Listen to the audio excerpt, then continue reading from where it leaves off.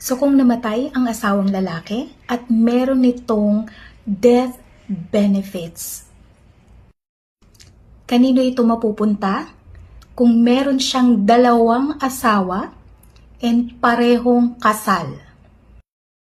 So pwede bang mangyari yun na legally married ka na tapos pwede ka pa palang makapagpakasal sa iba?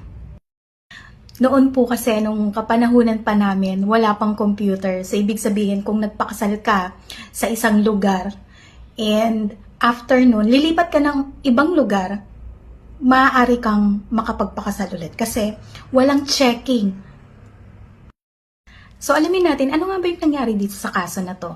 And kung kapareho ninyo si mister ng sitwasyon o ikaw yung misis at kapareho mo ng sitwasyon, yung asawa ng mister na namatay dito, pakinggan mo to kasi maaaring applicable sa'yo to.